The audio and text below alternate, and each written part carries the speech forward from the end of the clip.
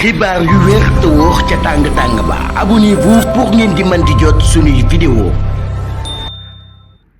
kan mooy ragal ñu dindi li nga xam ne moom moo di loi d'amnistie bi kan mooy ragal ñu dindi li nga xam ne moom moo di loi d'amnistie bi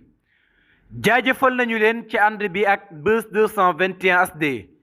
ni ñu koy defee saa su ne rek ñu ñëw ci réaction kii nga xam ne moom moo di Pape Alé Niang nekk itam li nga xam ne moom moo di njiital RTS yëkkati na ay kàddu ginnaaw bi nga xamee ne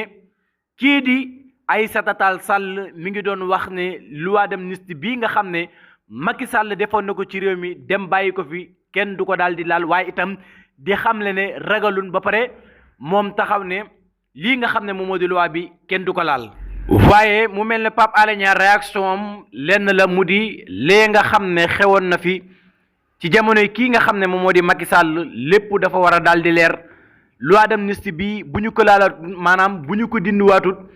ana lan la ñuy wax ñi nga xam ne jot nañoo ñàkk seen bakkan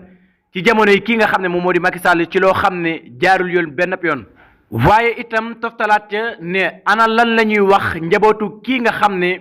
moom moo di Fulbert Sambou waaye itam ak kàddu yu ñaaw yi nga xam ne wala sax tuuma yi nga xam ne teg nañu ko ci seen kaw kon nag jaadu na lii nga xam ne moom moo di loi d'amnistie bi ñu dindi ko bu ko defee ñu xam kenn ku ne ñaawtiif bi nga xam ne def nga ko ci réew mi ci jamono yi kii nga xam ne moom moo di Macky Sall ñu jël la teg la ci yoon ndax loolee la sénégalais yi daal di soxla mën a xam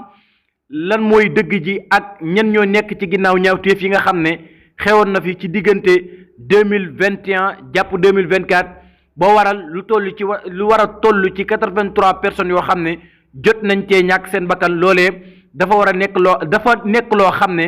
sénégalais yi dañoo bëgg a xam ñen ñoo ci laale bu ko defee ñu teg leen ci yoon. kon nag mën nañoo jàpp ne bëgg-bëgg bii nga xam ne Aïssata Tall Sall bëgg na ko ci ñu bañ a laalaat li nga xam ne moom moo di loi bi bàyyee ko ni nga xam ne Macky Sall noonu la ko defee loolu mën nañoo jàpp ne du am ndax gouvernement bii nga xam ne ñoo fi nekk danañu fas yéene leeral lépp loo xam ne crime de sang la Macky Sall def ko ci réew mi di réewum Sénégal waaye itam ànd ci woon ak ñi nga xam ne ñoom ñoo di ay nitam loolee dana nekk loo xam ne luy leer la lii nag nekk loo xam ne ab texte la bu Pape Alé Niang bind ci page Facebook am ñu ñëw tënkal leen ko mu di xalaatam ci kii nga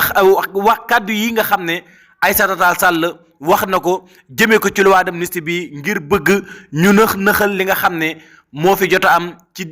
jamono yi kii nga xam ne moom moo di Macky Sall réaction ñi ëpp ci Sénégalais yi la ñu bëgg moo di